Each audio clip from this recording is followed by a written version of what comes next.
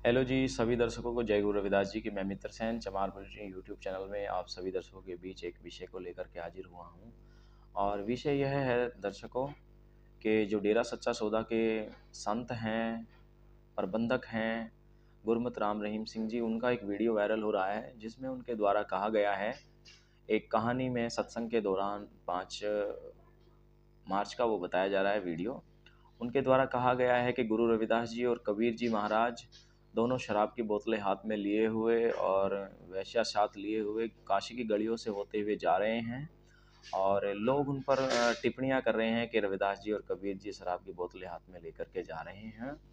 तो वीडियो जब वायरल हुआ और लोगों तक पहुंचा तो गुरु रविदास या कम्युनिटी के लोग, गुरु रविदास टाइगर फोर्स के जो प्रधान हैं पंजाब से, जलंधर से, जस्सी तलन जी, उन्होंने वहीं जलंधर के किसी थाने में एफआईआर उनके खिलाफ दर्ज कराई है कि उन्होंने गुरु रविदास महाराज जी और कबीर जी महाराज जी को गलत प्रस्तुत किया है और उनकी अपनी भावनाओं को ठेस पहुंची है।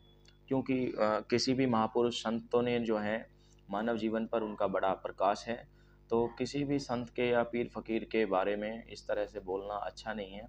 लेकिन हम आपको पूरी घटना बताएंगे कि ये मामला क्या है, कहाँ से ये चला है, किस किस किताबों में इस कहानी को छापा गया है। तो आइए आपको दिखाते हैं कि किस किताब के अंदर ये कहानी दर्ज है।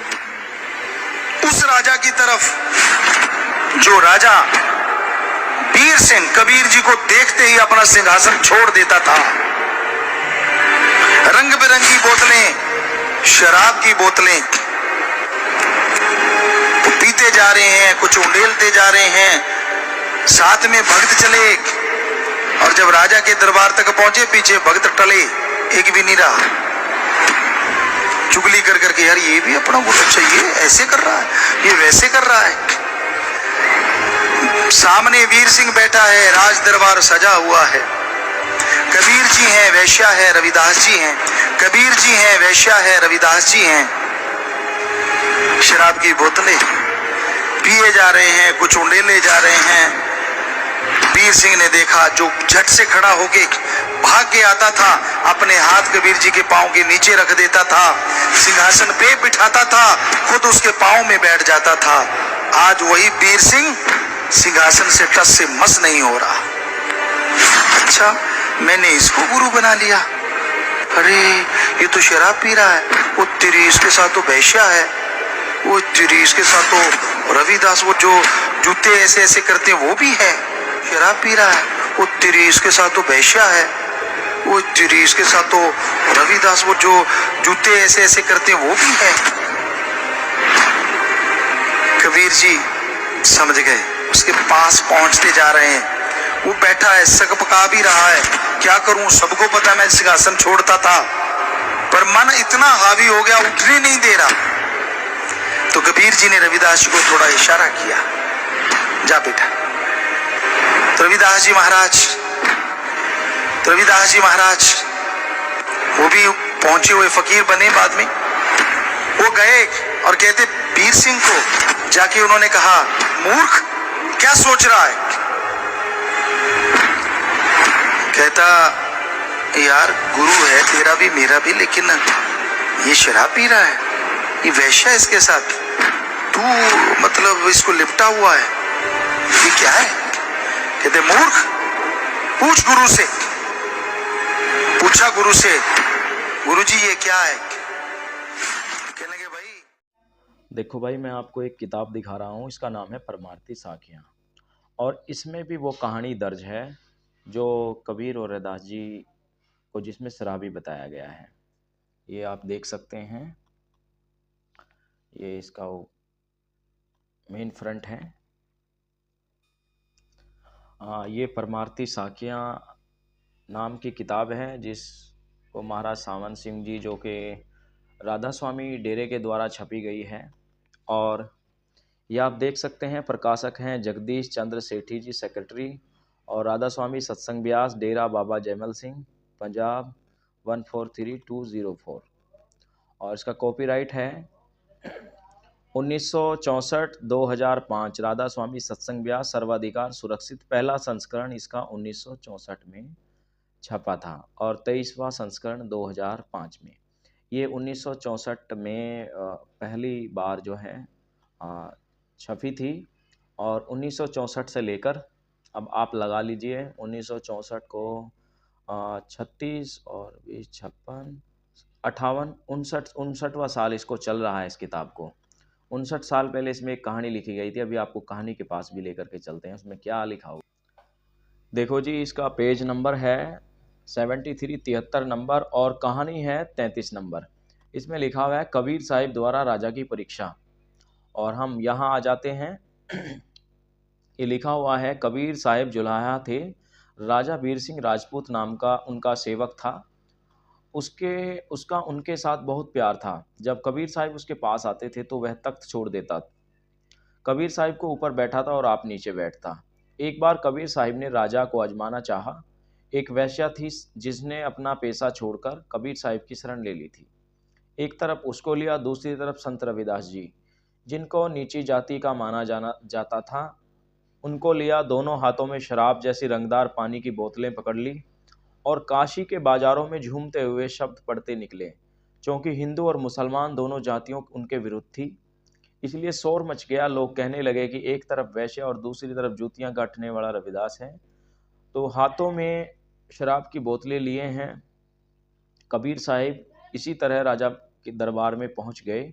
जब राजा ने कबीर साहिब को इस हालत में देखा तो अभाव आ गया, तख्त से नहीं उठा।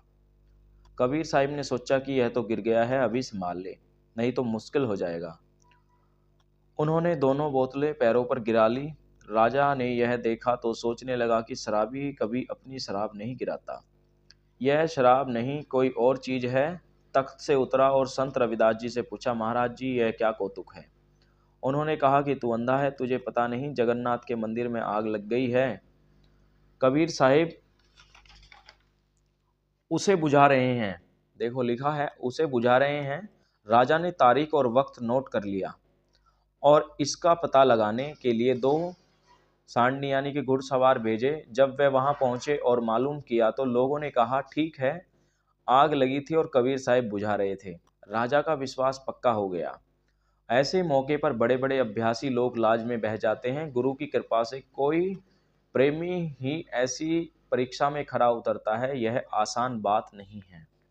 दर्शकों, अब विषय यह भी बनता है कि कबीर साहिब जो हैं रविदास जी महाराज को अपना गुरु भाई मानते थे और उनका सहयोग समय समय पर लेते रहते थे। तो वह एक राजपूत राजा की परीक्षा थी जिसमें उन्होंने उसमें लिखा है कि रंगदार वो शराब जैसी बोतलें थी।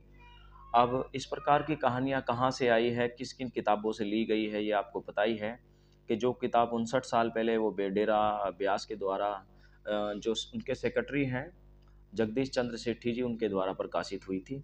तो ऐसा नहीं है कि 59 साल में उन्होंने भी 20-50 बार तो उसको पढ़ा ही होगा। तो आज तो गुरमत राम रहीम सिंह जी ने उस कहानी को बोला है, कल को कोई और भी बोलेगा, ये परिपाटी चलती रहेगी। तो मैं तो अपनी पूरी कम्युनिटी से और सामुदायिक लोगों से ये कहना चाहूँगा कि देखो, संतों के जो डेरे हैं वो सभी मानवतावादी हितों के लिए ही काम करते हैं, परोपकारी और समाज सेवा के कार्य बड़े बढ़ चढ़ कर करते हैं।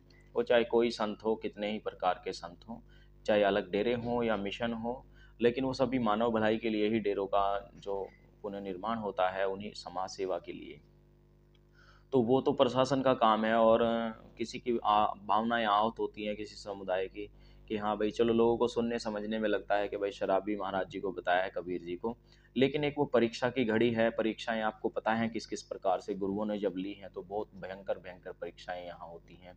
जैसे गुरु नानक देव जी ने मुर्दा खाने का उपदेश दिया था अपने शिष्यों को, और गुरु गोविंद सिंह जी ने बलि उनको कहा था अब तुम्हें बलि देनी पड़ेगी, अपनी गर्दन कटवानी पड़ेगी। तो इस तरह से अलग अलग तरह से लोगों ने प्रतिक्रियाएं दी हैं, संतों ने समझाने के लिए प्रयास किया है। तो ऐसे ही राम रहीम सिंह जी ने भी जो कहानी को पढ़ाया, अब ये हो सकता है कि उनके भी अपनी कोई किताब लिखी हुई हो, उसके अंदर भी ये कहानी हो। तो मेरा मतलब है कि अगर हमारे समाज के लोग चाहते हैं कि इस कहानी से भावनाएं आहत होती हैं, तो इन किताबों से इन कहानियों को हटवाया जाए।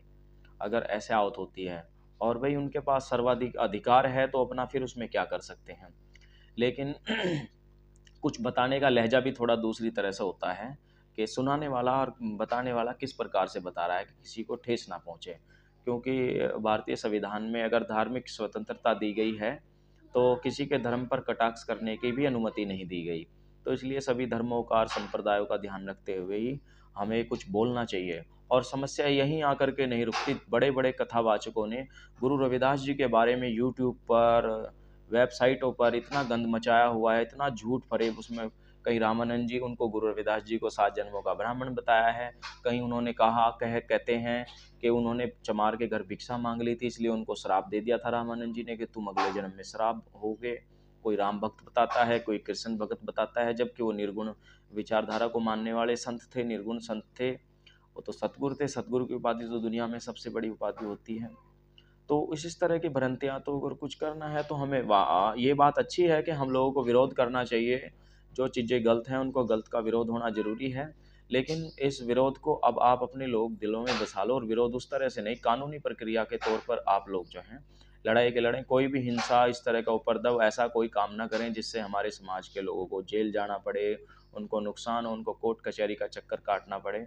तो मैं तो यही कहना चाहूँगा कि किसी भी काम को करें आप कानूनी लीगल के तौर से करें, वकीलों के परामर्श से करें कि किस चीज़ को किस तरह प्रतिबंधित कराया जाए। कोई चीज़, कोई विषय हमारे समाज को, हमारी कौम को कष्ट दे रहा है, वो नुकसानदायक है या उससे हम अपमानित हो रहे हैं, तो उसको कैसे हमें प्रतिबंधित कराना है, इस पर ये शोध का विषय है। कोई भी जल्दबाजी में ऐसे कदम नहीं उठाना जिससे नुकसान हो, क्योंकि भाई संतों का जीवन मानव भलाई के लिए होता है और संत का सम्मान करता है। और जितने भी, कोई भी भारत में कितने डेरे हों, और वो सभी गुरु रविदास जी का बड़ा स्तर पे सम्मान करते हैं। और क्योंकि संतों में संत शिरोमणि हुए हैं, तो उस प्रकार से जो है हम इस चीज़ को भी ध्यान में रखते हुए, वो प्रशासन का काम है। वीडियो उन्होंने ले लिया है, साइबर सेल उसकी जांच कर रहा है कि उसमें किस किस प्रकार की आपत्तियां आएंगी, वो साफ करेगा। वो कानून का काम है। इसलिए मेरा रविदासिया समाज के लोगों से निवेदन है कि आप जो हैं सक्रिय रहें, लेकिन किसी के बारे में अपमानित अपनी तरफ से अपशब्द ना बोलें, गाली गलौच ना करें, क्योंकि बिना अपराध सिद्ध हुए किसी को अपराधी कहना भी गलत है। तो इसलिए आप सभी लोग इस चीज़ का ध्यान रखें और एक्टिव रहें। अच्छी बात है कि अपनी कौम के प्रति, जैसे हर दुनिया के सभी धर्मों के लोग समाज के लोग अपने समाज के प्रति एक्टिव रहते हैं, तो हमारे लोग एक्टिव हैं, अच्छी बात है। तो मेरा मानना यह है कि जैसे इस प्रकार की ये किताब है, वो अन्य किताबों में भी कहानियाँ होंगी। 59 साल पहले ये पहला संस्करण छपा था, इसके अंदर छपी थी। अभी आप आइडिया लगा लो कि और किताबों में भी होगी। अगर हमें इससे दिक्कत है, हमें जड़ को ख़त्म करना चाहिए। और हमें इन्हीं नहीं, जो और भी उस तरह की कुछ ब्राह्मण कथावाचक भी गुरु रविदास जी के बारे में भ्रांतियाँ फैलाते हैं, उनको भी ये जवाब देना चाहिए, उनसे भी जवाब मांगना चाहिए, लेकिन कानूनी प्रक्रिया के तौर पर। तो इसलिए आप विवाद से, गाली गलौज से, उपद्रव से, इन सब चीज़ों से बचें और शांतिप्रिय रूप से रहें। क्योंकि गुरु रविदास जी का संदेश था, वन खोजे पिया ना मिले, वन में प्रीतम नाही, रविदास पिया है बस रहो मानो प्रेम में माही। पहले लोग भगवान को ढूंढने, ईश्वर की खोज में जंगलों पहाड़ों गुफाओं में जाते थे। पता नहीं कितने लोग उस समय मर जाते थे आने जाने में। लेकिन गुरुजी ने कहा कि रविदास पिया है बस रहो मानव प्रेम में माए। इसलिए महाराज रविदास जी ने सत्संग की शुरुआत की, जहाँ लोग संगत पंगत में बैठते हैं, एक जगह भोजन करते हैं, जाति भेद को मिटा करके सभी को समान रूप से वहाँ माना जाता है। तो ये सत्संग जितने भी लोग कर रहे हैं, वो कहीं ना कहीं समानता का प्रचार कर रहे हैं, उन्हीं की विचारधारा पे काम कर रहे हैं। तो आप सभी लोग जो हैं इस चीज़ को नोट करें कि जो किताबों में गलत सलत हैं। अभी आपको एक विषय के बारे में और बताऊंगा, उस किताब ने सबसे ज़्यादा हमारे समाज का नुकसान किया है, हमारे समाज को सबसे ज़्यादा चोट पहुंचाई है।